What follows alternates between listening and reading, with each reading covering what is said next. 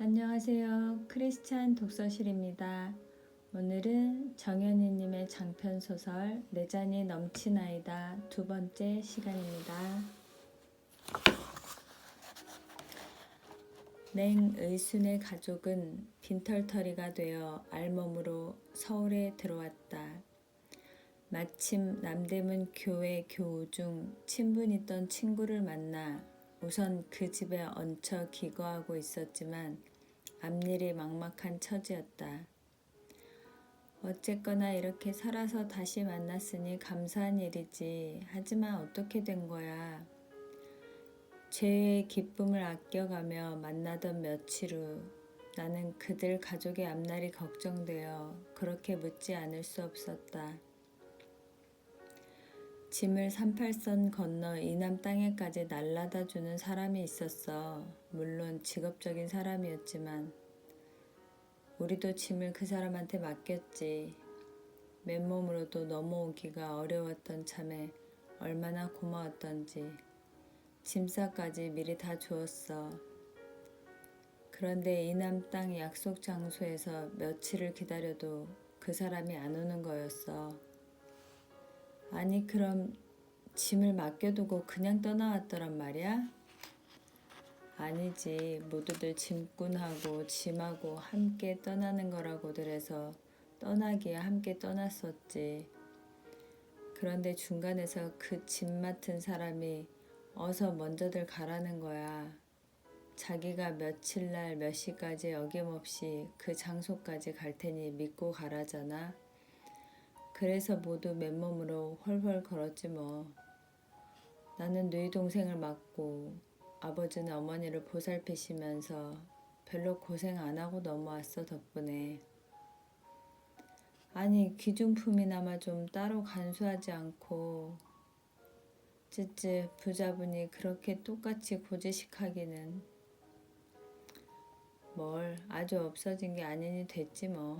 불이 났거나 하면 아까웠겠지만 그 사람이 잘 쓰고 있으니 이 땅 위에 그냥 있는 거 아니겠어? 그리고 그 사람이 우릴 꼭 속였다고만도 생각할 수 없는 게 38선이라는 데가 어떤 데인 줄 알잖아.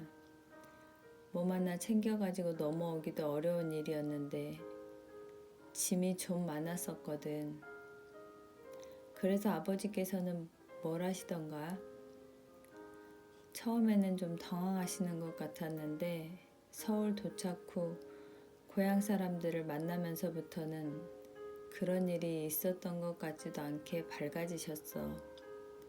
아주 막막하지는 않아. 마침 고향 사람 중에 아버지께 돈 갚아야 할 분이 돈이 마련될 것 같다면서 얼마가 기다려달라는 연락을 해왔다더군. 그건 그렇고 이 북새통에 공부를 미쳤으니 어떻게라도 공부를 시작할 방도를 찾아야 하지 않겠어? 그가 공부 이야기를 꺼내자 나는 야심만만한 청년답게 이 조국의 앞날은 제대로 된 정치가를 필요로 하고 또 경제발전이 어떻고 하면서 정치가의 길, 실업가의 길, 법관은 어떻겠나 종횡무진으로 꿈의 내용을 열어보였다. 그는 내 이야기를 골똘하게 들어주었다. 어느 대목도 놓치는 일 없이 진지한 자세로 귀를 기울여 주었다. 그러나 끈기 있게 내 이야기를 다 듣고 난 그의 대답은 나의 의견과는 같지 않았다. 달리 듣지 말게. 자네의 뜻이 잘못되었다는 건 아닐세. 그러나 나는 종 노릇을 해야겠어. 주의 종으로 살아야 할 것 같아. 좋은 정치, 기름지게 사는 일 다 좋지. 하지만 사람이 사람 되지 않고는 아무것도 지킬 수 있는 게 없어.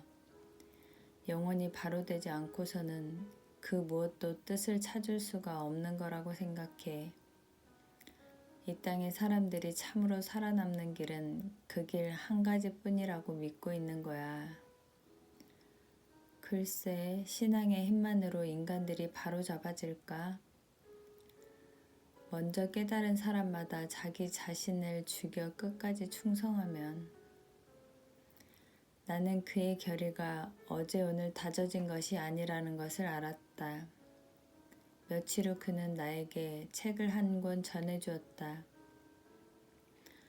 토마스 아 캠피스가 쓴 그리스도를 본바다였다. 얼지나 낡고 헐었던지 책장 하나하나가 다 피어올라 낡은 무명 조각처럼 된 책이었다.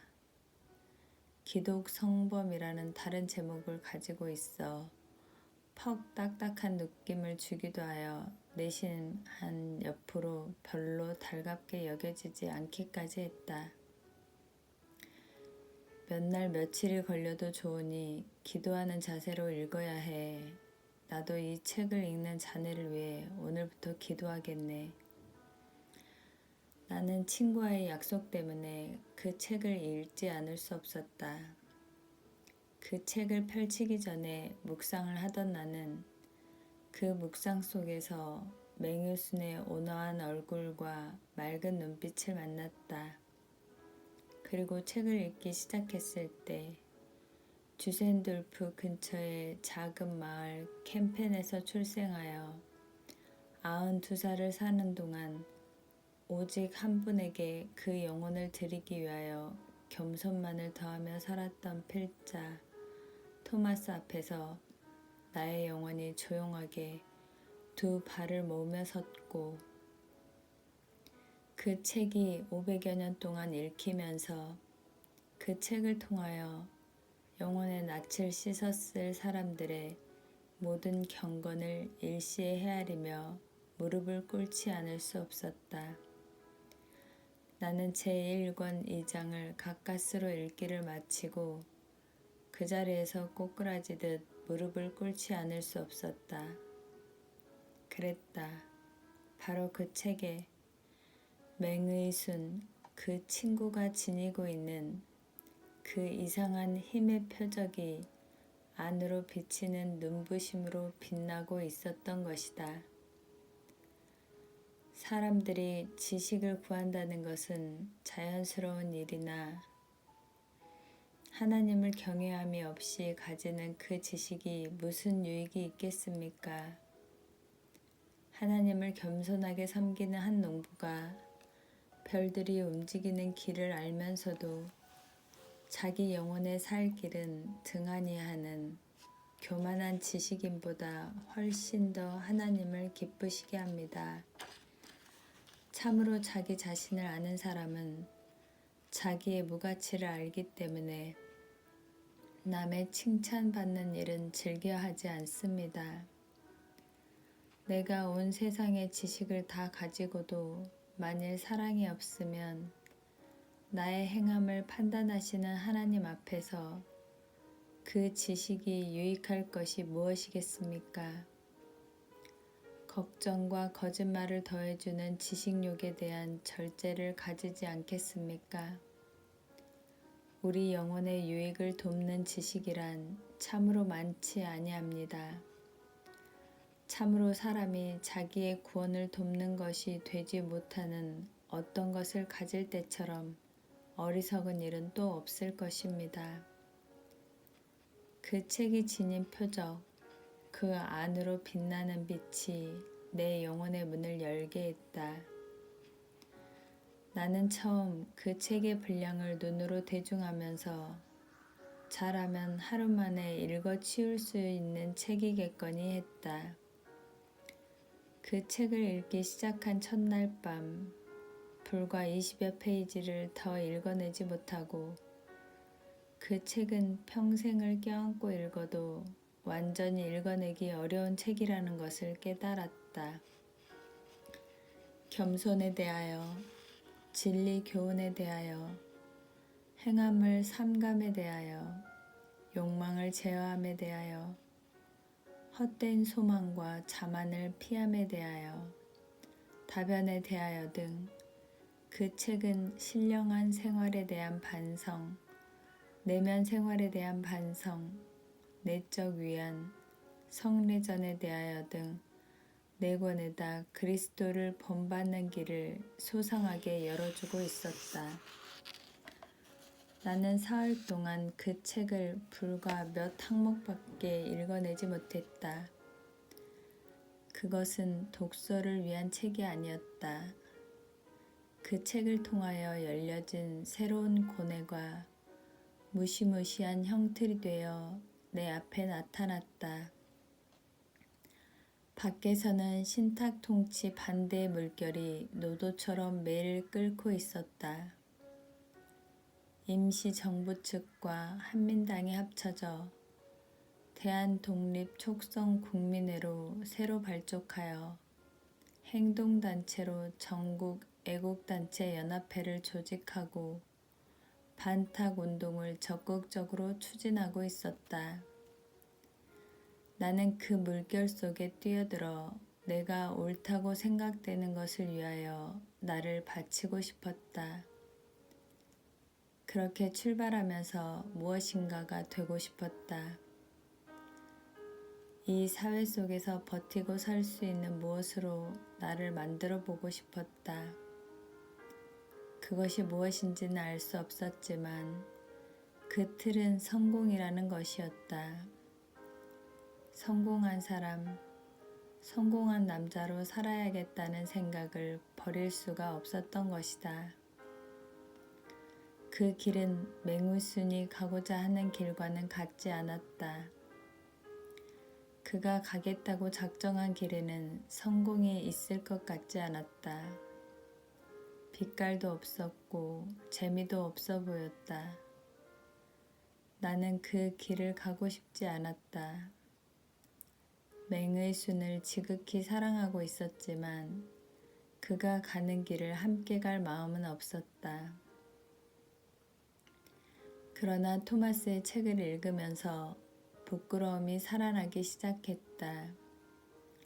지금까지 겪어본 일 없는 아프고도 아픈 부끄러움이 나의 내면 깊숙한 곳에서 눈을 뜨고 일어나기 시작한 것이다. 나는 그 부끄러움을 고백하기 위하여 친구를 찾아 나섰다. 우리는 그해 봄과 여름을 책 읽기와 기도 생활로 보냈다.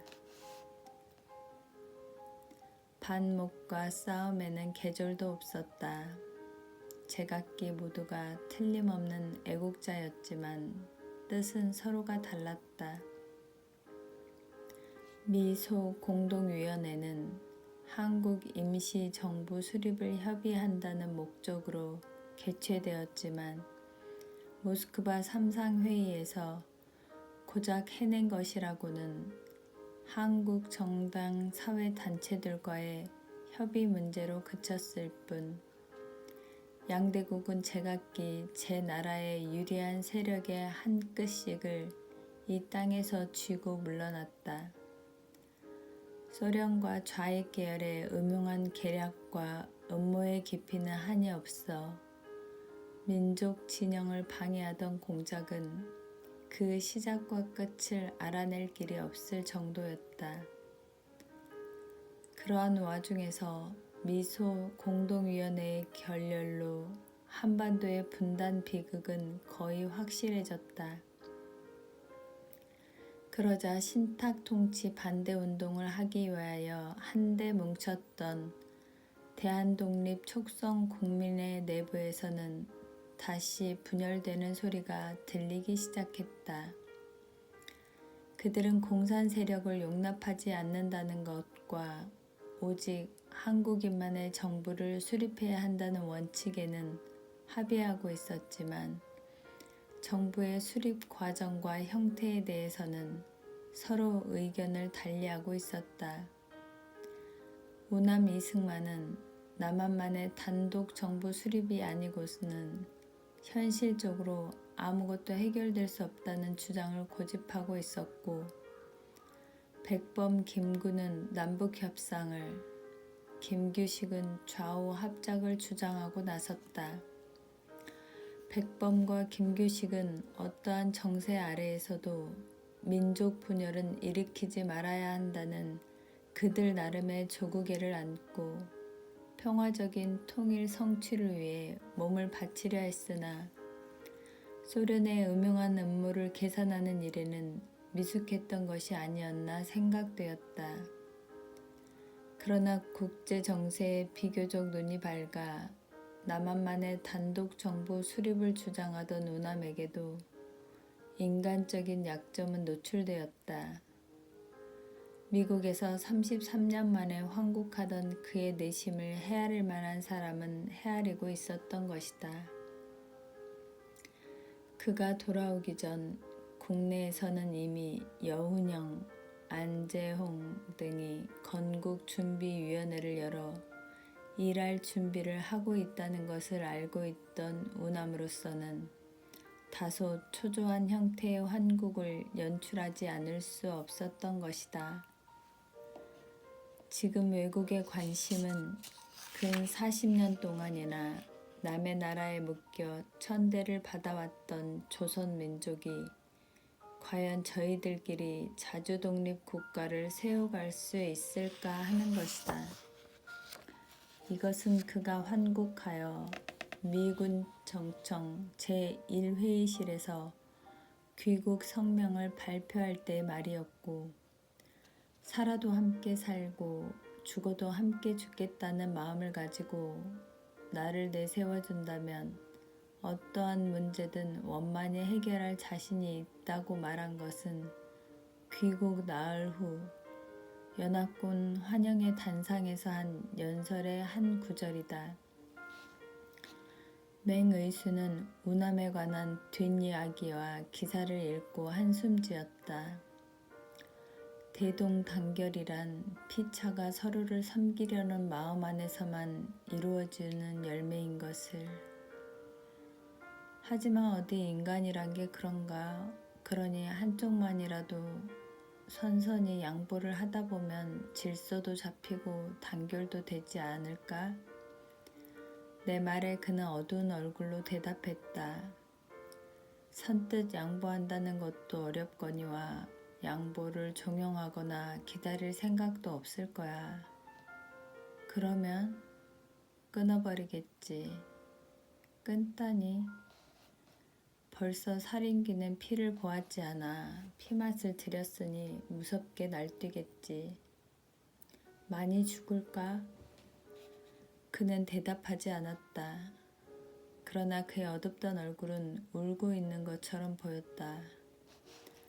말 좀 해보아. 나는 그를 채근했다. 우리는 그때 삼천공원 골짜기 물 흐르는 개울가 벚나무 아래 앉아 있었다. 나의 채근의 맹의수는 숲과 하늘을 바라보면서 말했다. 봄은 이렇게 아름다운데 사람들은 이것을 보려고 하지 않아. 아, 끝없어. 사람들의 싸움은 끝없는 것 같아. 이봐, 딴 좀 피우지 말어. 무슨 방법이 없을까? 이 땅에서 벌어질 피비린내 나는 사륙을 막을. 그는 조용하게 내 얼굴을 들여다보며 속삭이듯이 말했다. 저렇게 제각기 앞장서서 날뛰는 사람들 중에 의인 10사람만 있다면. 의인은 꼭 거기서만 찾을 일도 아니지. 우리들 중에 의인이 있기만 하다면 사륙의 멸망이 보류될는지도 모르지. 우리는 어쩔 수 없이 한숨을 쉬었다. 정판사 위조 집회 사건이 세상을 발칵 뒤집어 놓은 것은 그 무렵이었다. 조선 정판사에 근무하던 조선공산당원 14명과 조선공산당 간부 2명이 일당이 되어 남한 일대를 교란하기 위한 공작금으로 1,200만 원이나 되는 위조 지폐를 찍어낸 것이다. 조선경찰 제1관구 경찰청장 장택상은 이들을 일망타진했다고 공식 발표했는데 공산당을 비롯한 그들의 계열에서는 이 사건이 경찰들이 꾸민 음모라고 삐라를 뿌리거나 벽보를 붙여가며 뒤집고자 했고 그 사건의 재판이 있던 법정에서 총을 쏘는 난동까지 부려가며 소동을 계속 일으켰다. 가을 신학기에 우리는 Y 전문학교 신과에 함께 입학했다. 그는 신과에 적을 두었고 나는 신과에 소속되어 종교음악을 공부하기로 했다. 어지러운 정국, 흉흉한 민심, 사람마다 의견이 다르고 또 의견을 달리하는 사람들끼리는 서로를 참을 수 없어 했다. 학교라고 해서 따로 조용한 것이 보장되어 주지 않았다. 학생들은 학생들 나름으로 무슨 운동, 무슨 파 하며 이리 몰리고 저리 몰리며 쉽게 흥분했고 교수들에게는 그들을 다잡을 힘이 없었다. 그러나 일단 학교는 학교였다. 학교 울타리 안에서 유지되고 있는 질서 속에서 강의실과 교수와 학생들의 위치는 분명했고 그 나름의 질서에 의지할 수 있는 것이 다행이었다. 그러나 도대체 어디서부터 어떻게 불어닥친 광포한 바람인가. 우리가 마음을 가다듬고 공부를 시작하려던 10월 첫날 대구를 휩쓴 폭동의 폭풍이 어마어마한 피비린내를 안고 전국을 뒤흔들었다. 애당초 발단은 우리나라 철도 창설 이래 처음 있는 대규모 파업이 발생한 데서 시작된 것이다. 철도 파업이 시작되자 대구노동평의회라는 이름을 붙인 좌익단체가 대구 시내에 있는 40여 개의 공장을 일제히 선동하여 동정 파업을 하게 했다. 10월 1일 밤 이들 수천 명의 남녀 직공들은 적기가를 부르며 시위 행렬을 하다가 대구 역전 부근을 경계하고 있던 수백 명의 무장 경관대 쪽으로 접근했다. 그때 무장 경관대 쪽에서 예기치 않았던 한 방의 공포가 밤하늘을 찢었고 그것이 무슨 신호였는지 시위 행렬은 사납게 흩어지며 일대는 갑자기 찌르고 쏘고 잡아뜯는 아비규환의 도가니로 화했다. 공산당은 군중들을 선동했다. 재빨리 유언비어를 퍼뜨렸다. 내막을 상세하게 알 길 없던 군중들은 흥분하기 시작했다. 흥분은 흥분에다 기름을 끼얹고 불을 당겨갔다. 대구 시민들은 다음 날 아침부터 시내를 휩쓸며 시위 행진을 했다. 무섭고 불안한 예감의 구름이 대구 전체를 짓누르고 있었다. 경찰은 시위대를 해산시키려고 애를 썼다. 그러나 별다른 방도를 강구할 겨를도 없이 오전 11시경 폭동의 불길이 솟구치기 시작했다. 폭도들 쪽에서 쏘기 시작한 총탄 앞에 무참하게 쓰러지는 경찰관의 사상자와 시체들이 길바닥에 나뒹굴고 동료들이 쓰러지는 것을 지켜본 경찰관들은 제정신을 잃고 마구 방아쇠를 당기기 시작했다. 대구경찰서는 수백 명의 학생과 폭도들에게 점령당하여 무기고가 파괴되었고 경찰관들의 집들은 남김없이 습격당하여 가족들이 끌려갔거나 가재를 짓밟혔다. 폭도들의 행동은 조직적이었다. 통신시설 파괴, 수송차량 탈취, 전단 뿌리기, 벽보 붙이기 등 눈부신 기동력을 가지고 있었다. 폭도들은 트럭을 탈취해 몰고 다니며 적기가를 목청껏 부르거나 관리들의 집을 찾아내어 짓부수거나 했다. 그날 피살된 사람들은 대구 경찰서 수사주임 전 대구경찰서 공안과장, 대구 서원 6, 달성 서원 6이었고 전매국장, 도경국장, 그리고 대구 서원 수십 명이 빈사에 중상을 입고 병원으로 실려갔다. 그런데 어떻게 된 일인지 대구 시내 병원들은 어느 곳 한 군데 예외 없이 당장 경찰관들의 발포를 중지하지 않는 한 이들의 치료를 맡을 수가 없다고 거절하고 나섰다. 오후 6시경 미군 후원부대가 출동하고 다른 도의 응원 경찰대가 도착하면서 폭동의 불길은 잡히기 시작했으나 살상 현장의 대구 시내는 처참하기 이를 데 없는 전쟁터였다. 경찰 측 사망 20, 중경상자 50, 행방불명 30의 피해자 집계는 나왔으나 폭동자와 그 밖의 민간인 수요는 알 길이 없었다. 그러나 폭동은 거기서 끝나지 않았다. 그 불길은 달성군 일대에 다시 파급되었다. 폭도들은 서장, 군수, 서원들을 가둬놓고 경찰서에 불을 질러 군수와 서원들 수십 명이 불에 타 죽게 했다. 그 폭동의 바람은 영남 일대를 한동안 무법천지로 만들었다. 우리는 그 보도 앞에서 말을 잃었다. 공부를 계속할 기력도 없었다. 이럴 수가, 세상에 이 민족이 이럴 수가. 도대체 어떤 끝장을 보아야 하겠기에 이런 꼴로 미쳐서 날뛰어야 하는가. 이것이 해방된 조국의 모습이더란 말인가. 이것이 근 40년 동안이나 일본한테 짓밟히다가 벗어난 민족의 갈 길이더란 말인가.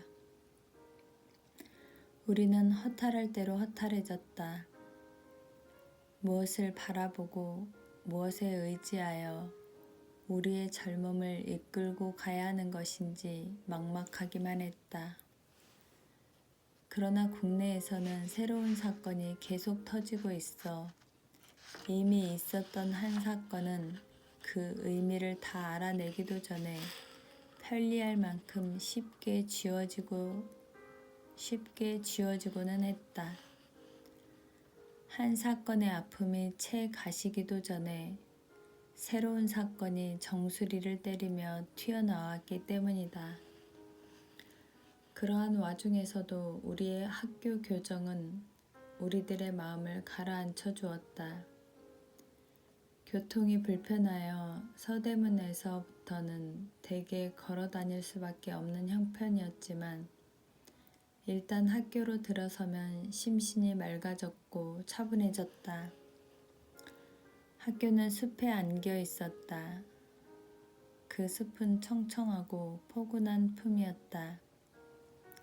우리가 처음 만난 가을 숲, 화강암 건물 뒤로 깊은 숲을 이루고 있던 언덕, 떡갈나무, 도토리나무, 밤나무, 오리나무, 은사시나무 등 화렵수의 씩씩한 잎새들이 제각기 가을을 물들이고 가슴 저리도록 쏟아져 내렸다. 그곳은 세속으로부터 우리를 감싸주는 피난처였다. 미쳐서 날뛰는 자들의 피 묻은 손으로부터 우리를 지켜주고 막아주는 요새였다. 모든 것이 새로웠다.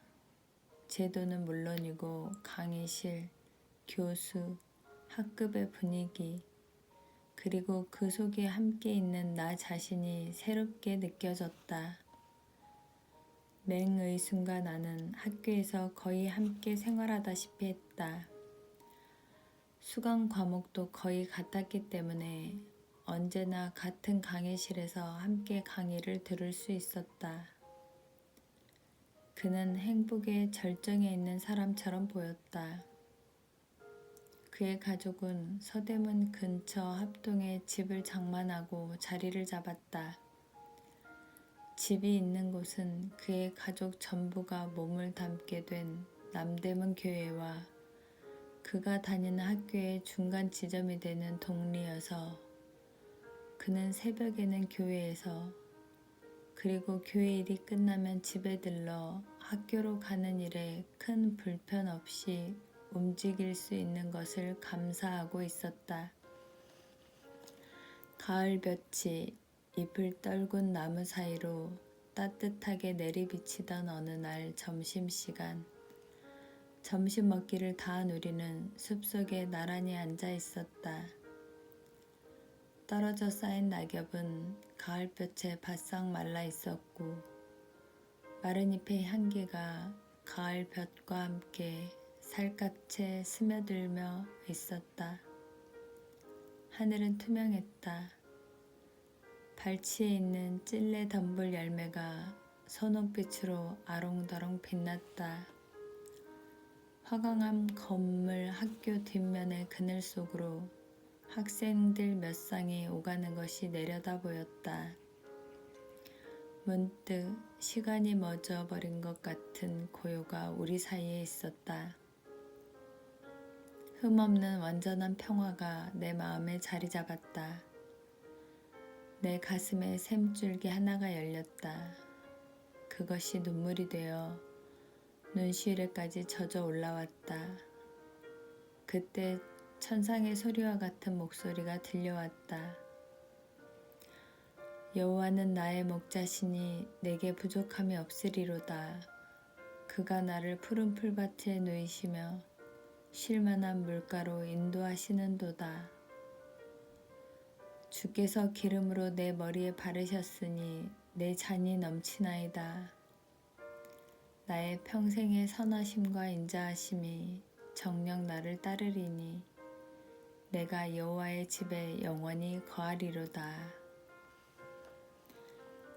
가을 하늘도 숲도 캠퍼스도 사람들도 내 눈에 얹혀 신비하게 흔들리고 있었다. 그 한순간은 영원이었다. 그 하늘과 그 땅은 낙원이었다. 그 모든 것을 수용하던 영혼은 사랑이요 평화였다. 내 영혼이 주님을 바라보고 있었다. 잠시 뒤 그는 낙엽더미 위에 몸을 눕혔다. 눈을 감고 있는 그의 얼굴이 그윽한 미소에 잠겨 있었다. 그리고는 곧 잠이 들어버렸다. 첩첩 내려앉은 낙엽을 깔고 가을볕을 입을 삼아 그 젊은 몸을 편안하게 내어 맡긴 그의 모습을 굽어보며 나는 하나님의 사랑을 실감했다. 나는 그의 일과를 알고 있었다.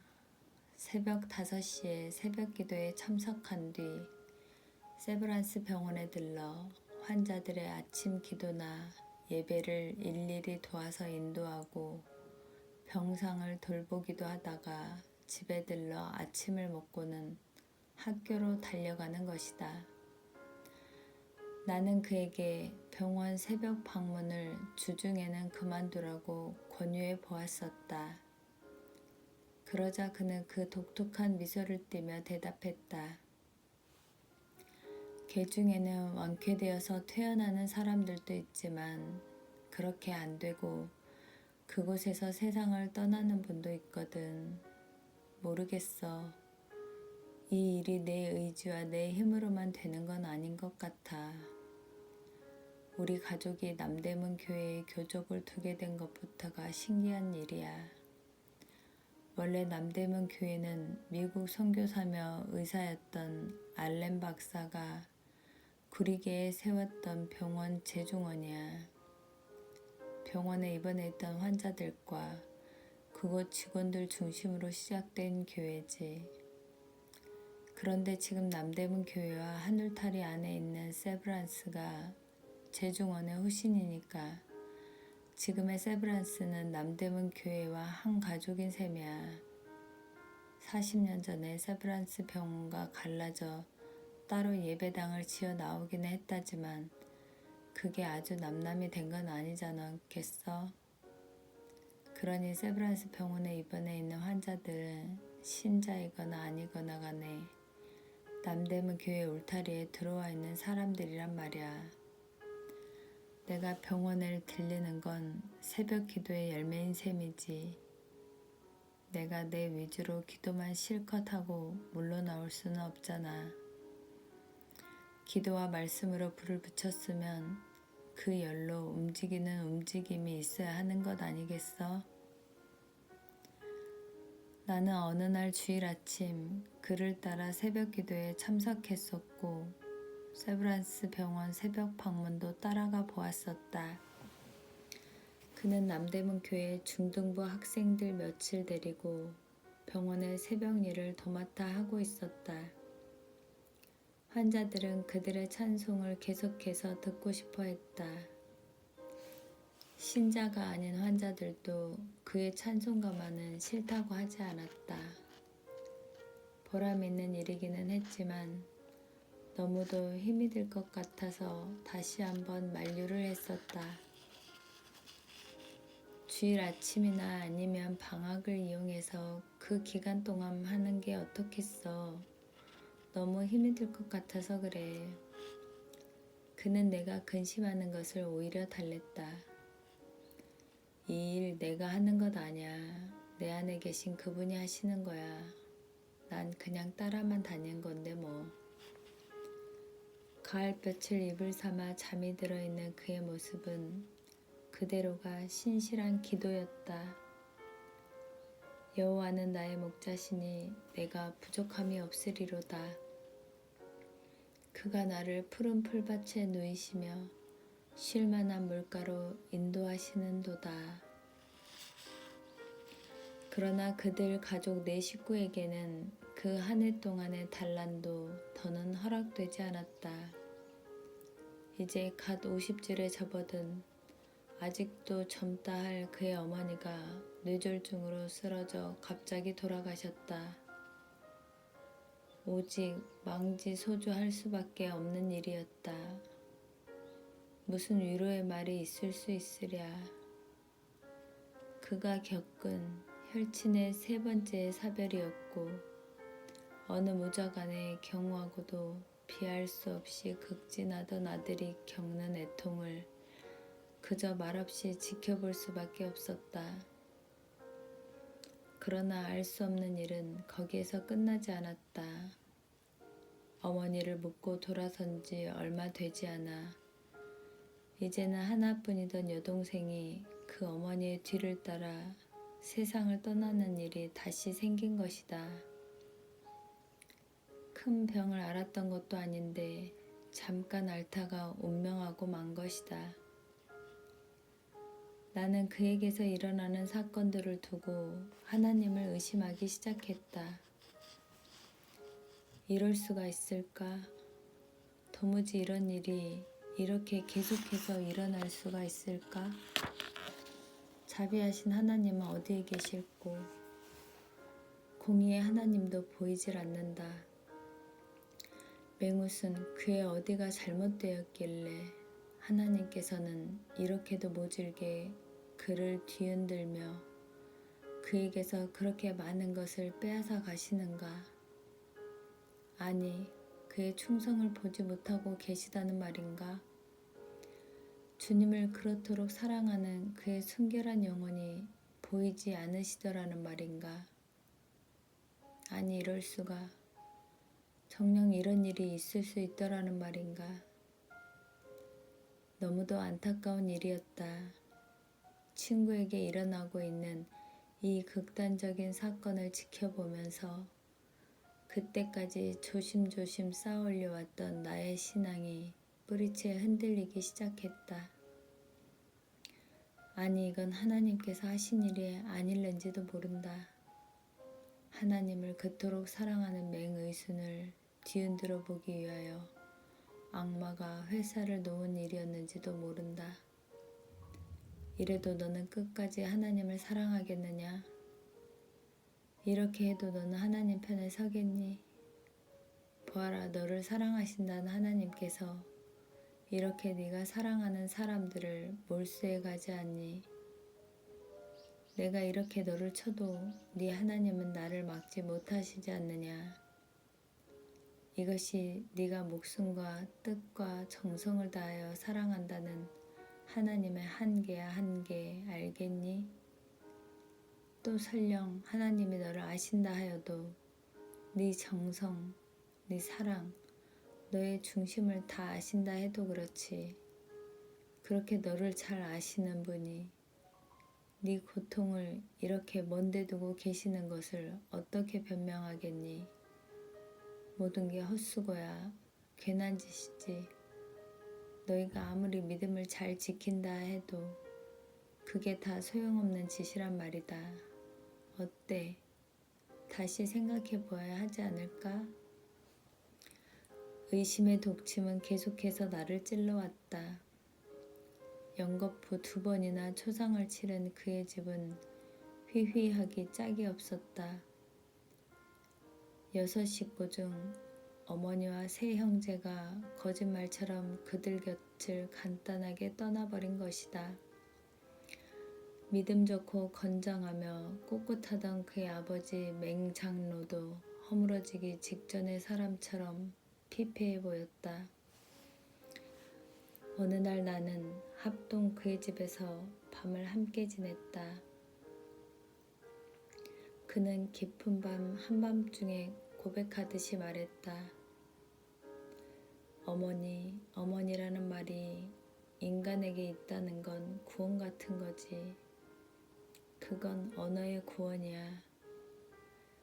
어머니, 그것은 사실 언어가 아니라 영혼의 울림 같은 건데 만일 내가 실어증에 걸려 모든 말을 잃게 되는 경우가 있다 해도 오직 어머니라는 그 말 한마디가 허락되기만 한다면 사랑의 의미 전달을 위한 수단은 다 살아있는 것이라고 생각될 만큼 그 말 한마디의 생명은 크고 넓고 깊은 거라고 생각해.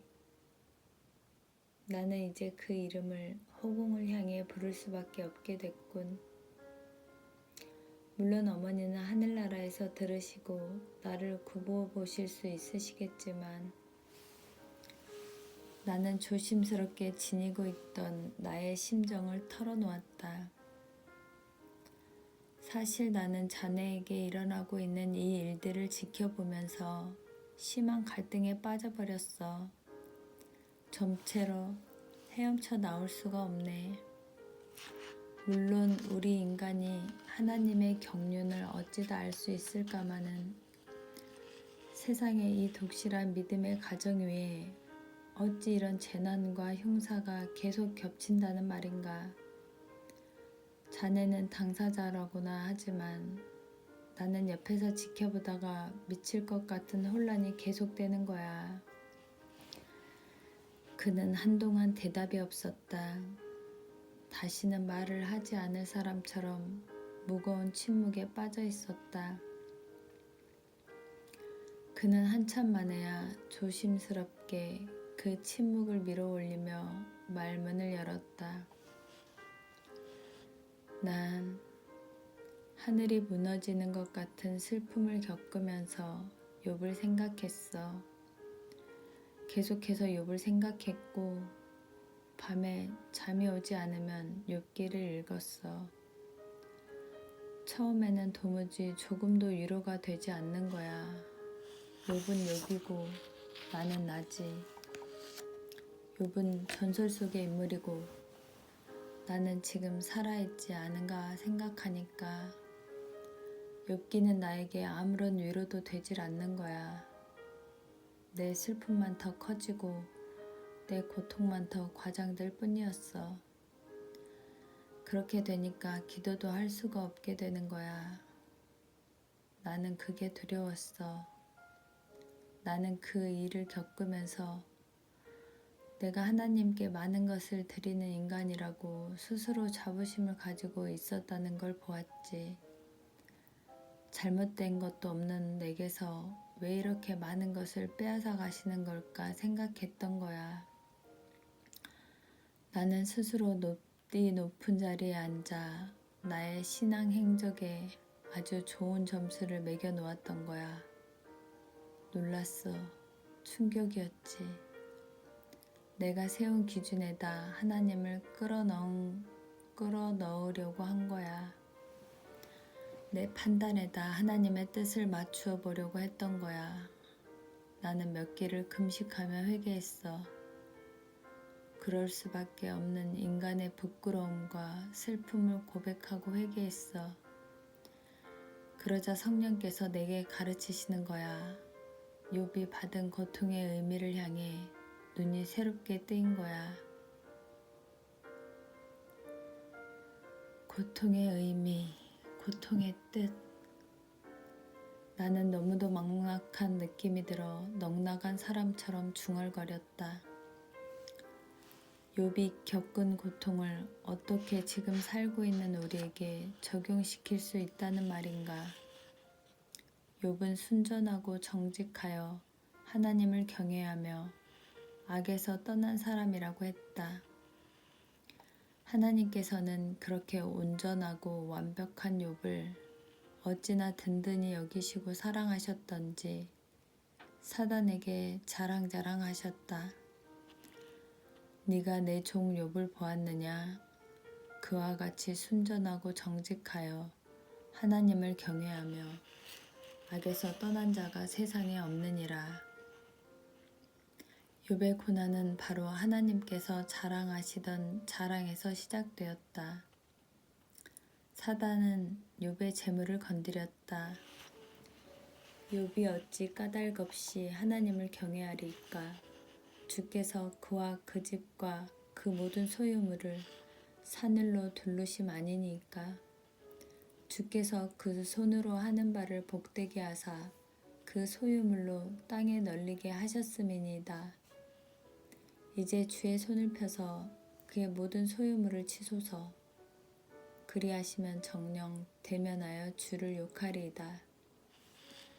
이렇게 시작하여 욥의 소유물이던 7,000마리의 양과 3,000마리의 약대와 500겨리의 소와 암나귀 500이 다 남의 것이 되고 아들 7과 딸 3이 삽시간에 세상을 떠나 참척 중에 참척을 당한 주인공이 되었다. 그러나 욥은 쓰러지지 않았다. 욥이 일어나 겉옷을 찢고 머리털을 밀고 땅에 엎드려 경배하며 말하기를 내가 모태에서 적신이 나왔사온즉 또한 적신이 그리로 돌아가올지라. 주신 자도 여호와시오 취하신 자도 여호와이시니 여호와의 이름이 찬송을 받을지니이다 하며 하나님을 찬양했다. 사단은 욥의 성한 몸을 시기하여 가죽으로 가죽을 바꾸오니 사람이 그 모든 소유물로 자기의 생명을 바꾸올지라. 이제 주의 손을 펴서 그의 뼈와 살을 치소서. 그리하시면 정녕 대면하여 욕을 하리이다 하고 요사를 떨었다. 사단이 욥을 쳐서 그 발바닥에서 정수리까지 악창이 나게 한지라. 욥이 제 가운데 앉아서 귀화 조각을 가져다가 몸을 긁고 있더니 욥은 까닭 모르는 중에 10명의 자식과 동방 사람 중에 가장 큰 자라고 불릴 만큼 막대하던 재산을 일시에 잃어버리고 몸은 발바닥부터 정수리까지 악창 바가지가 되어 잿더미 위에 앉아 귀화 조각으로 몸을 긁는 신세에 이르는 것이다. 그러한 욥의 고통을 새롭게 깨달았다니 하나님께서 욥을 사랑하시고 욥을 든든해 하시며 자랑스럽게 여기셨다 하더라도 어떻게 그가 그 지경에 이르도록 내버려 두셨더란 말인가. 나는 정신을 가다듬고 그에게 말했다. 하나님께서 스스로 욥을 일러 그와 같이 순전하고 정직하여 하나님을 경외하며 악에서 떠난 자가 세상에 없느니라 하셨거늘 어떻게 그렇게 믿고 사랑하시던 욥을 사단에게 내어 주실 수가 욥을 사랑하신 까닭이지. 그의 대답은 조용했다. 나는 그것이 좀 거슬려서 목소리를 돋우었다. 어째서 그게 사랑이지? 승리를 주시고 싶어 하셨던 거야.